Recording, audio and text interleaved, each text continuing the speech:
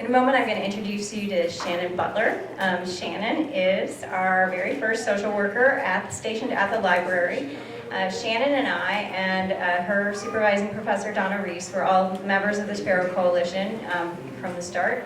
And the idea came from the three of us to start stationing a social worker in the library to directly provide services. There are social work master's degree students like Shannon stationed in agencies throughout the area. So why not the library? And we looked into it. It's not an unprecedented thing to have a social worker in a public library. It's just more typical in larger cities. In fact, we are actually doing something groundbreaking in that we may be the smallest public library to station a social worker here. And in our view, as librarians, this is just an extension of information service, which is what libraries do. So Shannon is here to provide information to clients. She does a little bit more than what a reference librarian would normally do in terms of making connections for the clients directly. And she ended up with, because of her very hard work and her excellence at outreach, Shannon ended up with 60 clients right away. And that's a huge caseload for a part-time social work intern who's doing this in partnership with SIU. She's doing it for a class, basically. So we had to bring in a second social worker, Eric Nasir. So we now have two social workers working at the Carbondale Public Library. Eric will be here through most of the summer, so fortunately we shouldn't have too much of a break in service provision. So with that, I introduce you to Shannon Butler.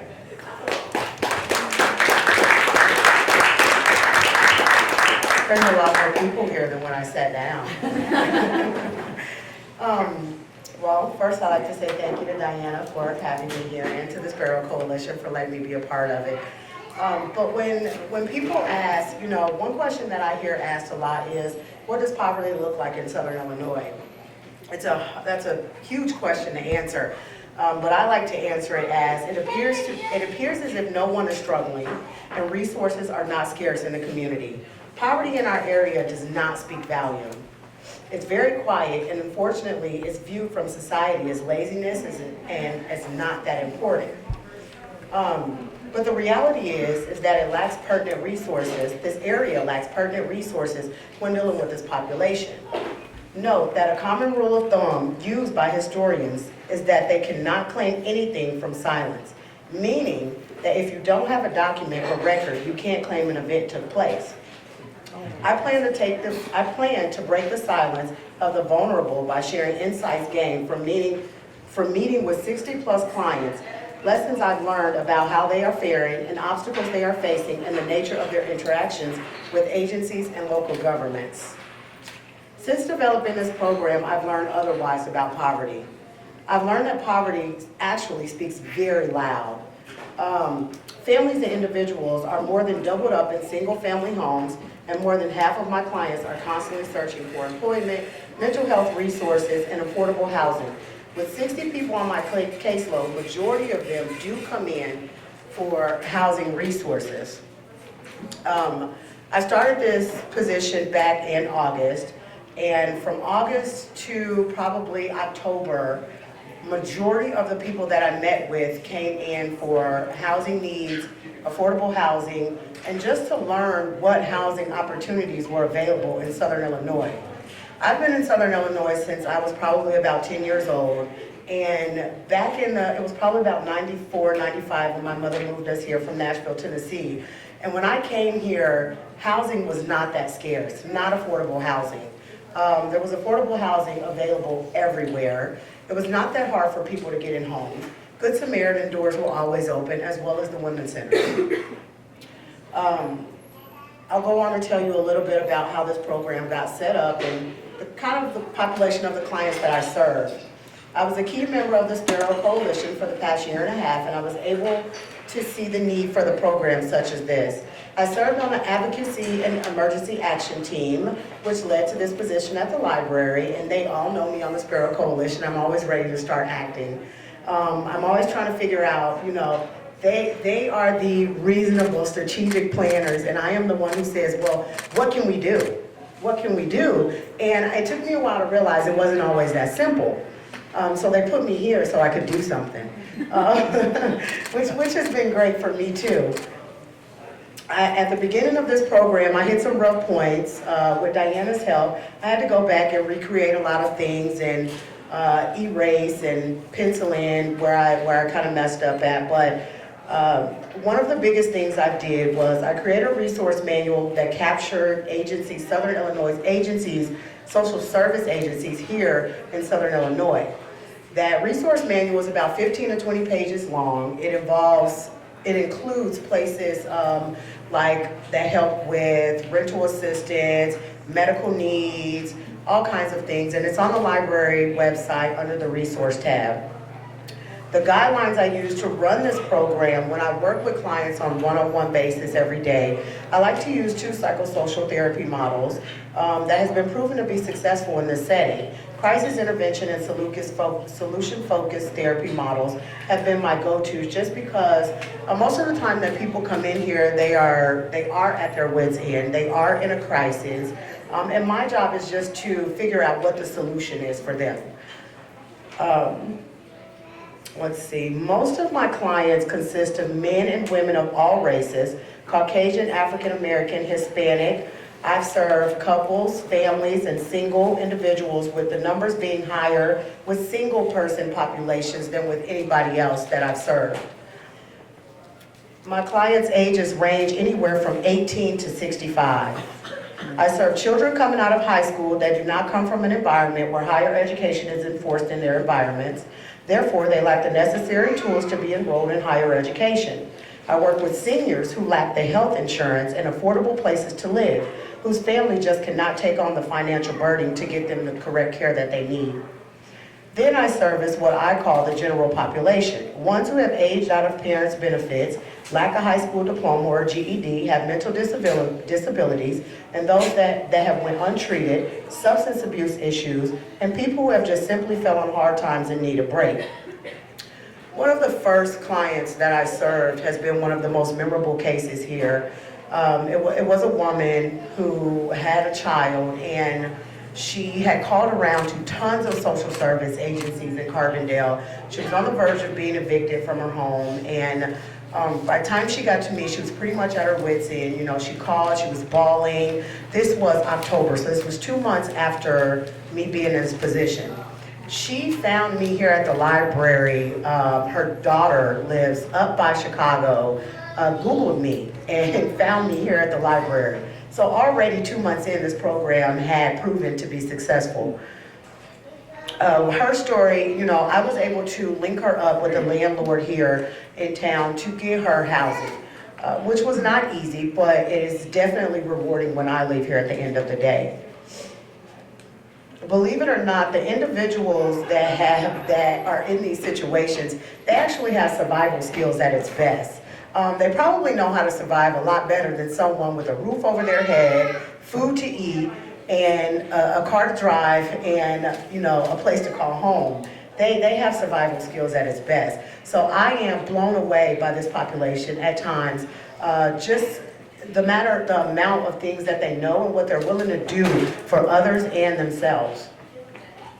They live paycheck to paycheck, as many of us do. But they also utilize the local resources, which sometimes gets them through the hard times. In worst case scenarios, some individuals become criminalized to their own situations just to get what they need. They shoplift, they panhandle, and they rob. When I was little in Carbondale, the crime rates based on being homeless was not that high, and now they have skyrocketed. That's a question I can't really answer, but it's a question that I think the public should ask themselves, why is that the case? About 15 out of the 60 people on my caseload have existing conditions that will require them to need continuous assistance. So not everybody I serve is, with a disability or a handicap of that nature, or just won't work a job, or they don't fit the stereotypes. Majority of them don't fit the stereotypes. I play an important role in advocating for these individuals when dealing with stakeholders and agencies in the community. Can you imagine being stressed out and at your wit's end, calling around for help to different agencies, and none has any information for you, nor are they willing to provide you with any leads? This is where I play a pertinent role in their lives. Advocating for these individuals, it is amazing how many agencies will provide information to people who work for an agency, vice versa, someone who is just calling for help. That was something I didn't realize that was hard for individuals in society. If you are living in poverty and you're down and out and you call an agency to try to get help, there's been tons of agencies, and I know because I grew up in poverty. So this has been the case for myself also. And you can call an agency and you'll call and you'll ask for help. Well, are you providing rental assistance? And the agency will flat out say, no, we don't have the funds right now. And I'll call the agency and I'll say, my name is Shannon Butler and I'm a social worker intern for the Carbondale Public Library, and give them my spiel, and their answer is totally different. I'm looking for rental assistance for one of my clients. I was wondering if maybe, here's the situation, wondering if you could help them out. And their answer is, well, just a second, I'll let you speak with the rental supervisor, the lady who handles these things. I'm sure we could do something for them. It's amazing how public information is kept private.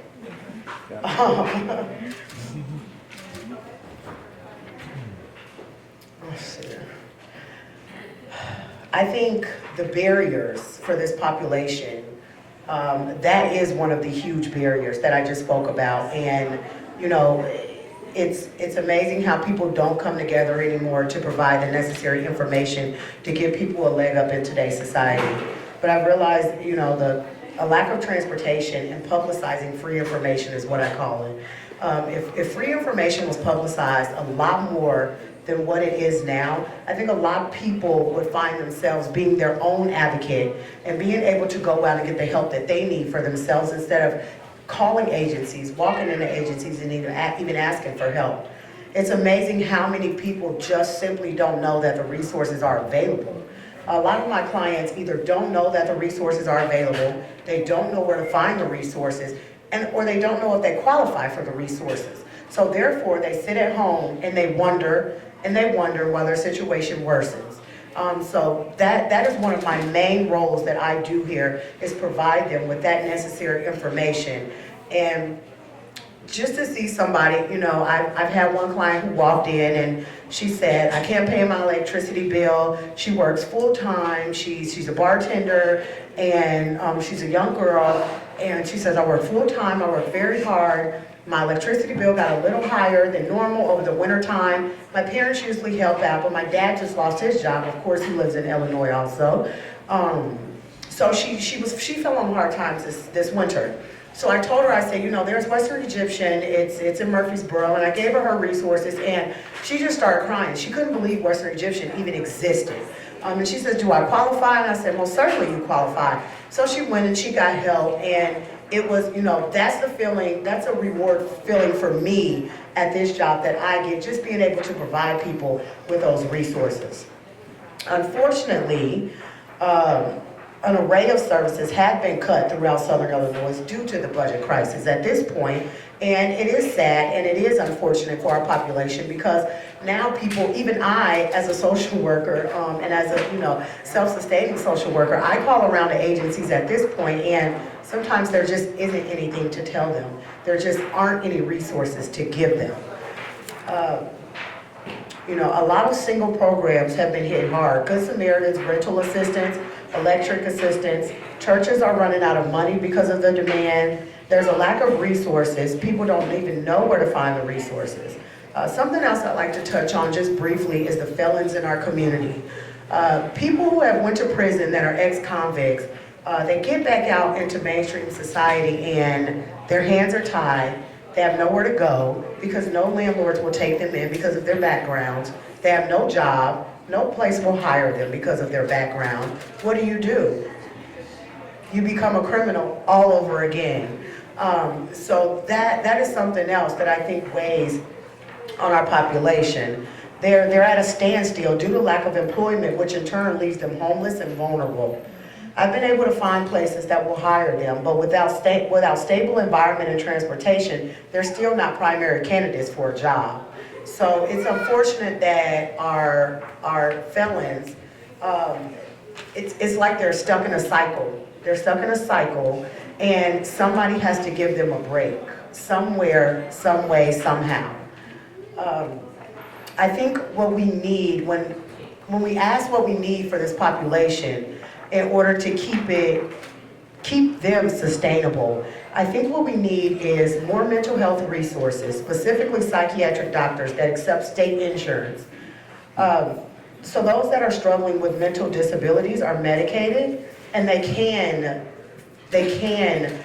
do what they need to in mainstream society. They can hold a job. They can get up every day and be, I guess, viewed as normal, as other people will call it. Centerstone is able to house a small number of individuals that struggle with mental disabilities. Therefore, a large number of people fall through the cracks.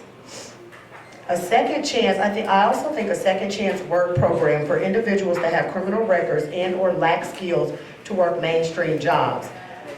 I came up with a bunch of different ideas so far.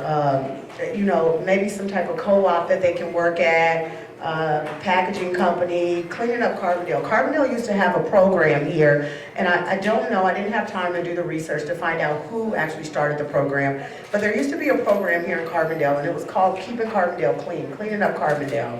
I know at one point they hired younger children. I was actually one of the children who got a job to help clean up Carbondale back then. I think that job could be used for felons. It could be used to help them establish job skills, to help them resume build, to get them back on their feet in the community.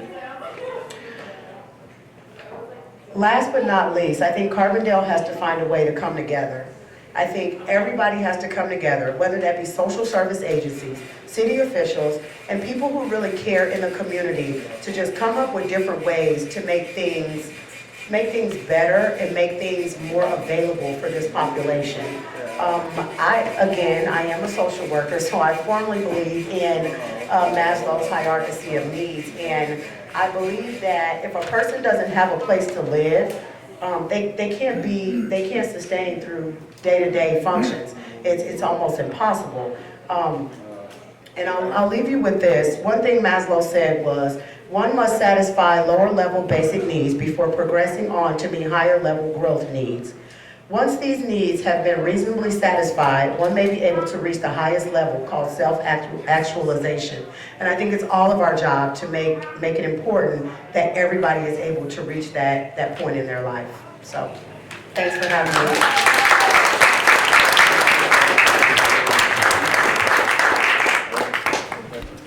Thank you very much, Shannon. Part of our idea in doing these kinds of community forum sessions is to have an opportunity for us to have dialogue and discussion about that. I'm going to ask that we hold our questions for a while until we have our next presentation. So I'd like to introduce now Melinda Pearson, who is at Carruthers School in Murfreesboro. She is also a school social worker, and that's a Title I school in Murfreesboro that's kindergarten through 5th grade, ethnically diverse, racially and economically diverse as well, a student body of over 400 students. And we're going to hear about the different roles that she takes on in doing this work, and very similar to Shannon, multiple of resources that she needs to know about and that she provides for students and their parents. Melinda?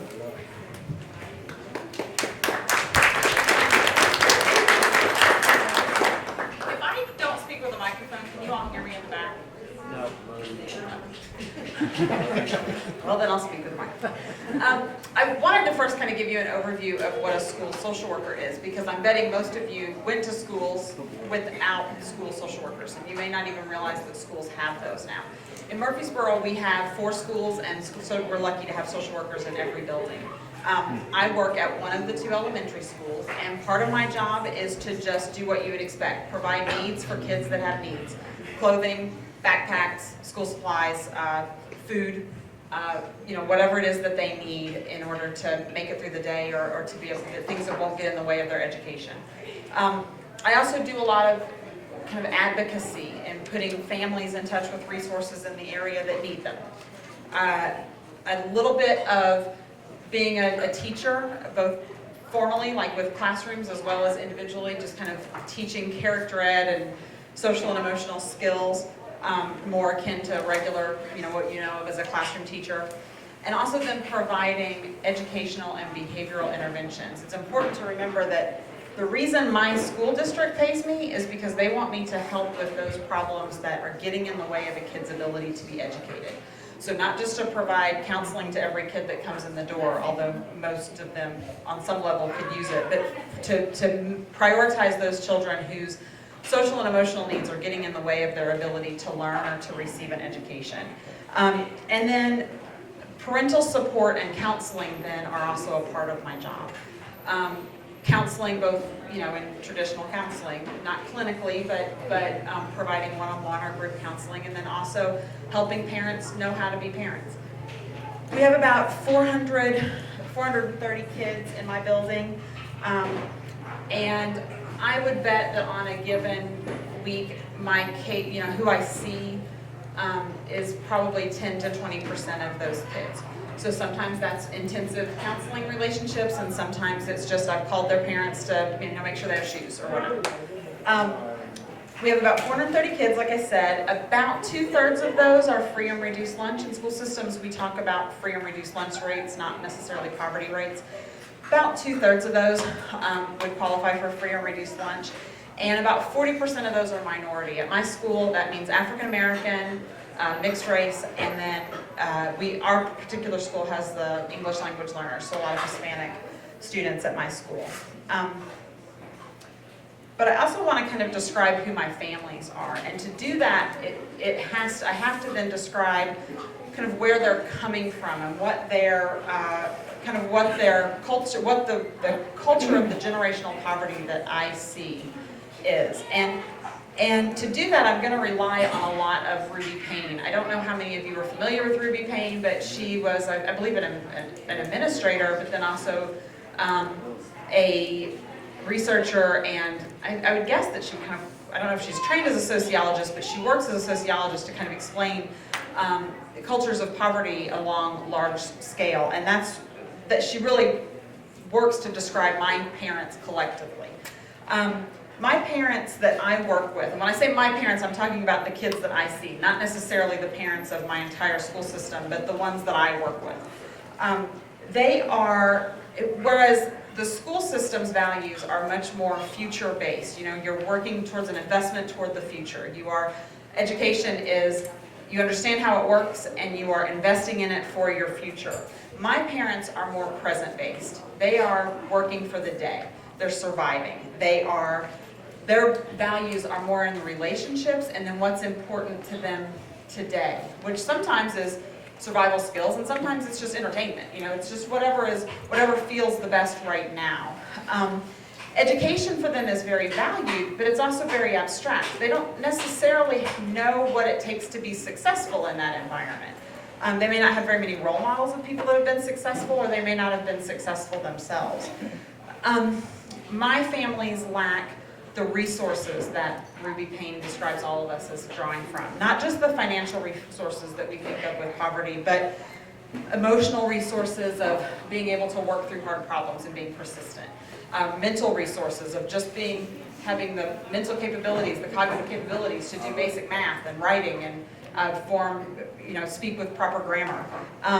Spiritual resources can help many of my families so they don't, whatever their belief system might be, spiritual resources can help deflect a sense of hopelessness. It can help provide a sense of being useful. Physical resources, of course, a healthy body, which where mental health comes into most often in my world. Those mental health, my families lack a lot of mental health resources. And the support systems and role models of support systems of people that bring the casserole when you've had a death in the family, or watch your kids when you need a break. We in middle class, the people of my school have those support systems, and my families don't necessarily have them, or if they do have those role models, they're not necessarily nurturing or helpful ones. That said, it's very important to know that of all of the families that I've worked with and all of the kids that I have yet to meet one of my parents who does not love their kids. They love their kids as much as I love my kids. There's no question about that. No matter how easy it is to look at them as bad parents, and they certainly lack some parenting skills sometimes, but they do love their kids. I have yet to meet one that doesn't want their child to be successful in school and want them to graduate from high school and want them to graduate from college. They just don't necessarily know how to do that. They know the struggles of how hard it is to be poor. They don't want their kids to have those struggles. And they know, on some level, they know that education is the key to doing that, but they just don't know how to get there. I try to describe it sometimes as, I know what it takes to build a house. I know that you need like boards and nails and like roofing supplies and drywall, but no one should live in any house that I build because I do not have the skills to build a house. My parents are the same way. They understand kind of what it takes to be a good parent or to provide educational resources for their kid. They just don't really know how to make that happen. And so part of my job is to just help them learn how to build the house. Part of my job is to marry my middle-class background and my school's kind of middle-class culture with their values and histories that are often based in generational poverty. And this is where I think schools can be so important, because schools, our children spend more time with us in our school during the school year, more waking hours with us as the adults in the building than they do even with their own parents. We see them, and also we see them in kind of an unbiased light. Like, it's hard for me as a parent to know necessarily the strengths and weaknesses of my own children because I have all sorts of other emotional ties to those children. I can see the children that I work with in a bit more of an unbiased light, which helps shed new light on their children for my parents. Schools are virtually the only place where those middle-class values that the world tends to operate on can be taught for the students that didn't come from those values. And my children at my school are faced with daily challenges, overwhelming challenges. But my experience is that they do not see them as challenges because they don't know them any different. For them it is life. They don't have an outsider's perspective. They just see that as life. One of my students, for instance, in second grade, her caregiver, the person she lived with, was an aunt, and her aunt was arrested for stealing TVs. And like TVs, like more than one. And when I was talking, she was talking to me about her aunt was in jail and who she was staying with. And I said, TVs like more than one? And she said, yeah, it was like 4 or 5 or something. I said, how do you steal 4 or 5 TVs from Walmart? And she told me, like, exactly how you go about stealing TVs from Walmart. There was a whole system, like she knew the rules of stealing TVs from Walmart. And so her aunt was in jail, and her mom was also in jail. She didn't live with her mom, but her mom was a part of this. She and her aunt and her mom were both in jail. And through this conversation, I said, do you know how many members, or maybe she asked me, how many members of my family were in jail? And I said 0. And her like eyes like just popped out of her head. She could not grasp the fact that I had no family members currently in jail or having ever been in jail.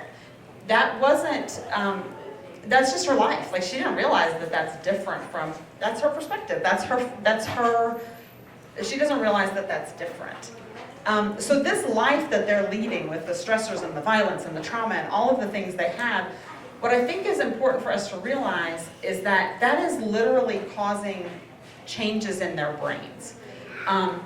It is not only changing, we know that it has an impact on behavior, it has an impact on learning, and it has an impact on how they retain knowledge. But the reason for that is that, research is increasingly showing that their brains have adapted to these conditions. And so the brain of a child in poverty is literally different from the brain of an affluent child. And it's important for us to remember, us as educators, to remember that as we're trying to educate them. But it's also important for us as a community to remember that when we see those behaviors or when we see the impacts of that down the road, that their brains are different. This is leading to differences in how they learn, in their memory, developmental challenges. It's also leading to behavior and emotional resources. And of course, they're all coming to school with this different perspective of a child raised in poverty. We know that research tells us that there's 4 major risk factors for children raised in poverty. There's cognitive lags, and there's health and safety issues, there's acute and chronic stressors, and there's emotional and social challenges. Because we're talking about the impact of poverty on schools, I'd like to really focus on those emotional and social challenges and the stressors, because both of those have impacts on the way their brain develops, which day to day impacts their behavior and impacts their learning. And anybody that spends any time in any school knows that behavior and learning are what you're talking about all the time. And so, you said poverty doesn't speak loud, but at school, poverty speaks loud. Like, poverty speaks very, very loud in a school building. So let me start with the social and emotional challenges. We know that kids, this is just kind of common sense, but research likes to take things that are common sense and make them official. So research tells us that a child, in order to be emotionally healthy, has to have 10 to 20 hours a week of interaction, nurturing interaction with a caregiver, activities that are personalized and challenging, and they also have to have a strong, reliable primary caregiver and safe, predictable environments. Which is just pretty much a fancy way of saying they need to have good, strong parents at home that are talking to them and interacting with them. But my parents that I work with, they can't, 10 to 20 hours a week of interaction.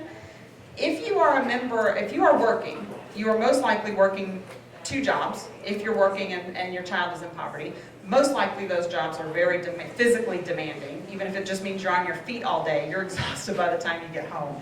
And if you're not working, you may also have other issues that make interacting with your child for an hour and a half to 3 hours a day in a positive, nurturing way almost impossible. And if they lack the time, they lack the energy, they oftentimes just lack the know-how of how to do that.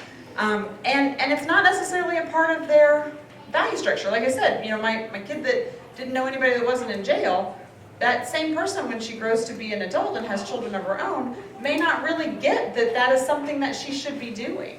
That's just not a part of where she is.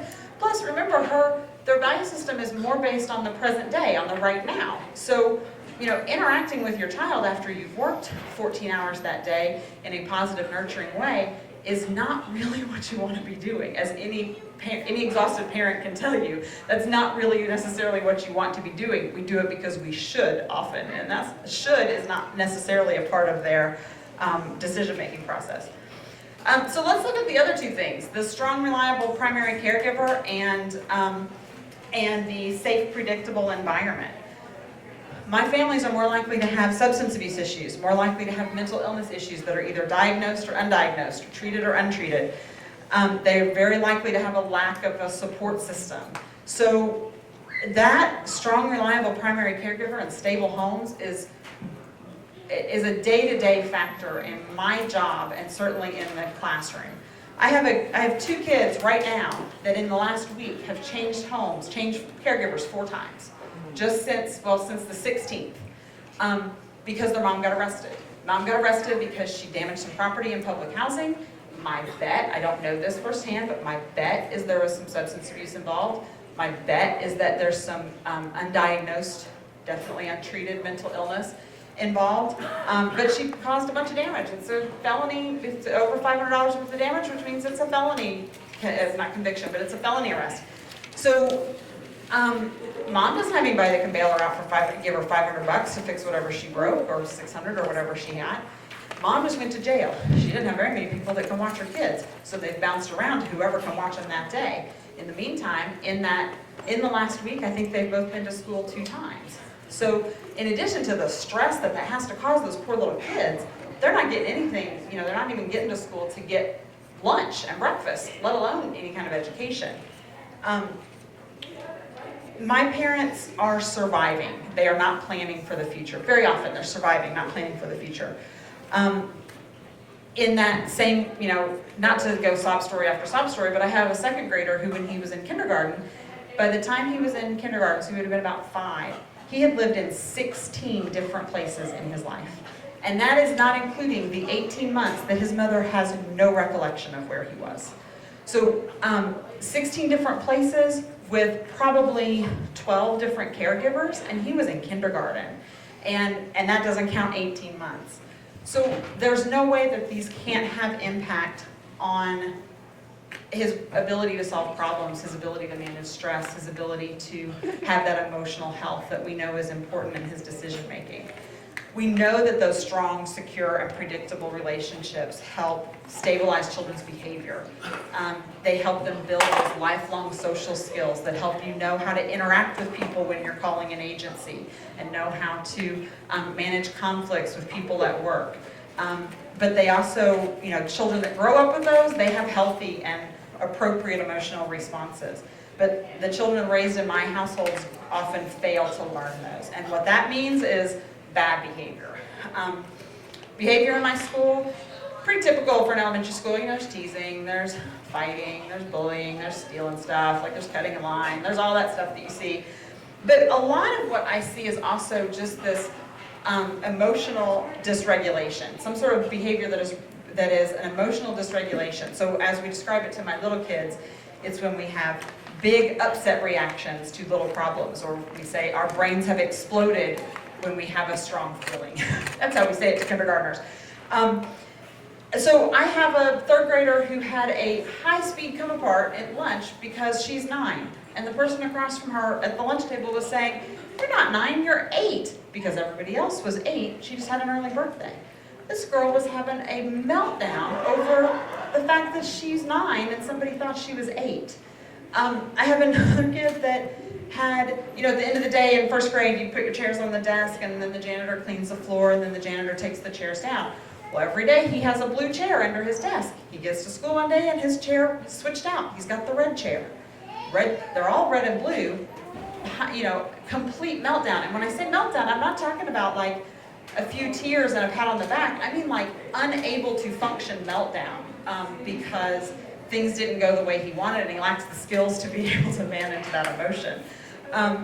So things that, many of my kids in this environment, they just lack the ability to just let things go, to just let it go and to move on. So cutting in line is a huge deal. Even though we're all going to the same place, we're all gonna get there at roughly the same time, that is a huge deal for my kids that lack that emotional regulation. I always think it's funny that adults, they do it in my building and we do it, adults in general do it. We talk about having kids make smart choices. But for my kids, a smart choice when you get shoved in the hall is to clap the kid. That is the smart choice because that's where he's coming from. So laughing when you're disciplined or having that smirk when somebody's getting on to you really annoys adults. But that's a part of a culture or a background that says that you try to save face or that you distrust authority. My kids that fight are using survival skills. My kids that can't follow directions and are disorganized, well, we know that their ability to plan for the future is different. They're coming at this from a different perspective. And I'm not saying that necessarily excuses a behavior. I'm not saying that means you let the kid laugh at you when you're disciplining them or that you let them be disrespectful. What I'm saying is it explains some of that behavior. And it makes me realize that we have to, in schools, kind of go back to the beginning to teach some of those regulation skills. So in school, a major challenge is, trying to reteach what is a smart choice. How do we reteach that smart choice? And operating, doing that from those middle class rules that we know is the way the world functions. Another daily impact of poverty in schools is the effect of stress and trauma. There's a couple of different types. There's acute trauma that would be, violence, abuse, whether it's something you've witnessed or something you've experienced, that exposure to that trauma. Then there's also the chronic type of trauma, and that, in my experience, is much more common. It is a relentless impact on their day-to-day life. It's high stress and it's over time. That kind of stress is very much akin to the families that you work with. They live in overcrowded houses. Their kids they're bunking up with somebody, they're couch surfing around, so their kids are they're sleeping on the floor, they're sleeping on the couch because there's no bedroom, and so everybody goes to sleep. That kid goes to sleep whenever the adults go to sleep, which could be 1 or 2 in the morning because they're sleeping on the couch, and what are they gonna do? It is, domestic violence and a regular pattern of community violence. It's separation or divorce, or separation of mom's boyfriend that you've really gotten attached to, and you know, it changes more often. And then mobility. The mobility rate of just changing from school to school or house to house or neighborhood to neighborhood or town to town, we get a lot of, in Murfreesboro, a lot of families are moving back and forth between Carbondale and Murfreesboro, it seems most. And a recent study that a colleague that's here tonight shared with me today is that achievement, when they looked at 150 different factors that are related to student achievement, mobility is the biggest obstacle out of those 150 to student achievement. And our mobility rate, you know, they say when you change schools, I don't have the research to back this up, I've just heard that you lose 6 months. So if you change in the middle of second grade, you lose 6 months of education. If I have a student that might change 3 or 4 times in a school system, and even if you're not talking school system, just moving houses to a different neighborhood, to a different environment, to a different babysitter, to a different bus. All of these things have a stress on my kids, and my kids might experience that 2 or 3 times in a school year easily. But then there's also things like evictions, or my water was turned off, or my power was turned off, or I don't have a stove, we don't have a refrigerator, we don't have a washer to get our clothes clean. Those are daily stresses for a family in poverty, which then bleed down to impacting the children. I have a family of 5, 2-parent, working family, 3 kids, 2 adults, and last year they spent a good amount of the year taking showers at the state park because they had no water, and all of their food was kept in coolers on the front porch because they have no refrigerator or electricity. I can't imagine, I mean, I know I'm a 2-parent family of 2 kids, a 2-parent working family, 2 kids, and getting through homework completion on a nightly basis is hard for us. And if you threw in that I have to also go to the state park to get the kids bathed and also spend what little money I have at the laundromat to maybe get their clothes washed, the fact that they've done or not done their social studies is like way down on the list of priorities. And so, I mean, God love the family that they were getting their kids to school every day, clean, on time, homework completed, but I can't imagine the level of stress that has to cause. And like you said, that's a survival skill. I wouldn't have, if my water was turned off, I wouldn't have thought to go to the state park where they have showers. That's smart, but it doesn't, it has to be stressful. There's no way it can't be. I should also, just as a quick little aside, none of the stressor, I find that people that don't work with children or abuse or neglect often kind of think that we have a safety net, that anytime we have a child that's not being treated well, we have DCFS that can kind of take care of that. None of those things I've talked about would even be a call that DCFS would take. It wouldn't even be investigated, except abuse. But then the standard of abuse to prove that is really, really high. So the abuse has to be very, very obvious and pervasive, in my experience, for DCFS to be involved. But we all know how stress affects, if we have children, we know how stress affects our parenting. If we don't have children, we know how stress affects just our functioning. But as a parent, it means that I know my worst parenting moments have been when I'm super stressed out. And that's when I do things that, you know, nobody would want a social worker to do in front of their children. But it means you have a lack of engagement. You're not focused on the necessary needs of your kids. You're much more eager or much more likely to just snap in your discipline. And also research shows that harsher discipline, discipline tends to grow harsher as the income level declines. So discipline tends to get more harsh. Things can get out of control more quickly.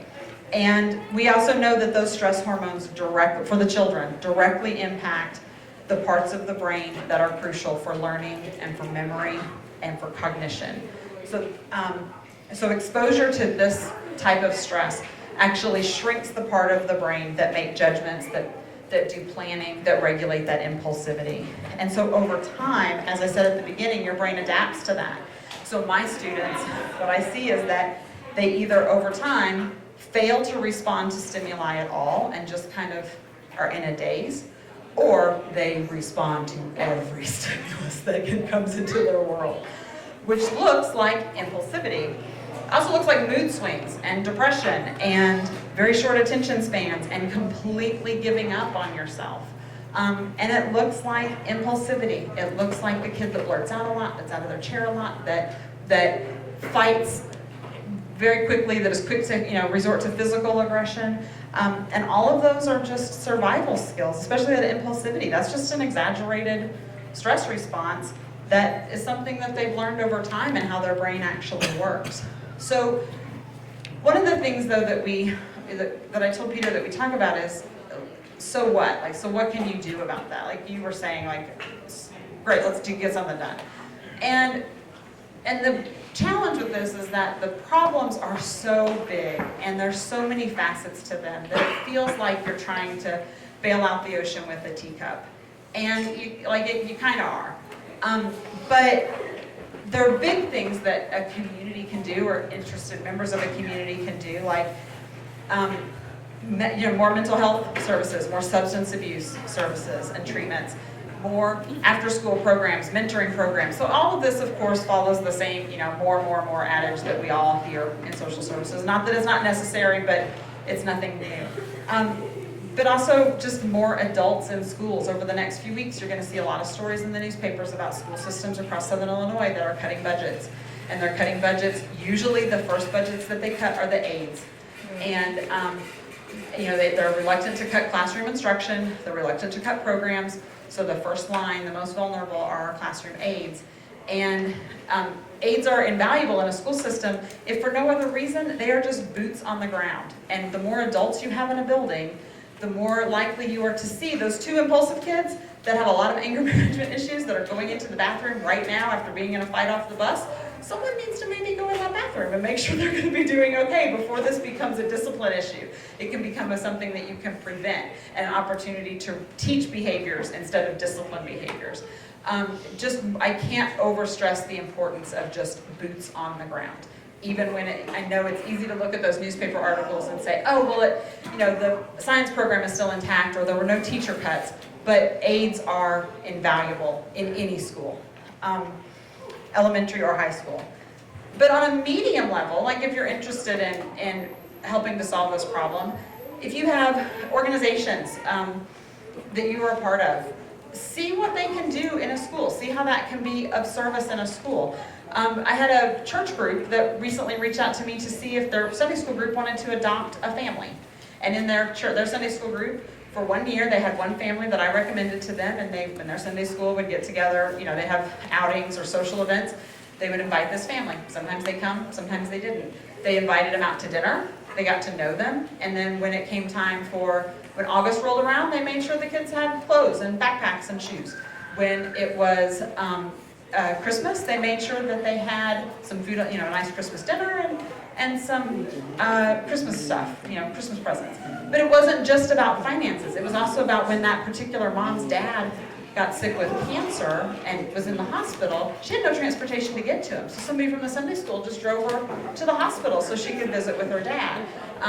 Somebody was able to get some of the kids to and from doctor's appointments. Transportation and medical access was really important to this family. But even the Ministerial Alliance in Murfreesboro has recently reached out to us in the schools to say they have the same problem with people are coming to their door all the time saying that they need money for this or that. They don't quite know how to judge those, what things are legit, what things aren't, where do they want to spend their money. So they've started reaching out to the school social workers for us to identify families that can use it, and also to help them vet who is in need, and also do things not just financially, but like I said, more programs to help people over the long term. I have a family whose mom lost 6 sizes over the summer because she's a single mom and she's got an 11-year-old boy, and every 11-year-old boy just does nothing but eat, and her food stamps would not cover the month. And so when he didn't have breakfast and lunch at school over the summer, she's the one that went without. Well, the Ministerial Alliance is going to, over the summer, start working with her to make sure she can get to the food bank a few times a month to get some supplements, to help her when they have somebody in their group that is a big hunter, and he had a whole bunch of deer meat, sliced it up and gave it to her so it could be in her freezer. Those are the kinds of things that are not, they're not mind-blowing, but they're really transformative. And then on a small level, I was telling Peter last night that the downside of working with children and families in poverty in Southern Illinois versus working with them in St. Louis or Chicago or any other urban area is that we just don't have resources. We don't have mental health resources or substance abuse resources or after-school programs or tutoring programs, or we don't have those things. But on the flip side of that is that it would not take much to make a transformative difference in our schools. Having a dozen volunteers that were committed in my school system, if we knew they were going to be there, and we always knew that they could provide homework help, or they could provide mentoring, or they could provide just reading, to little kids. Anything that can make a huge difference in my school, and you're just looking at a dozen people. I mean, that's the upside of not having very many resources, is that a small amount of effort can really, can have big ripples in that pond.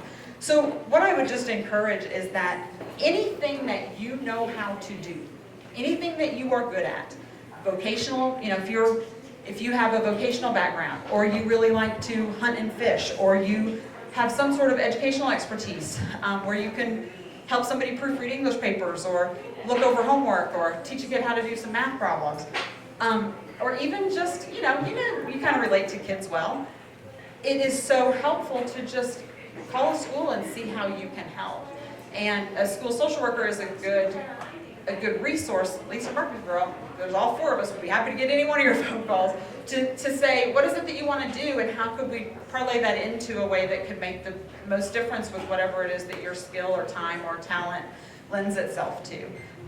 But the important thing, I think, is from a poverty perspective, working to create relationships with my students, and then, in turn their families, but definitely my students, can help them have those resources that they lack that the rest of us may take for granted. It helps them have that support system as a resource that can help stop that cycle of generational poverty.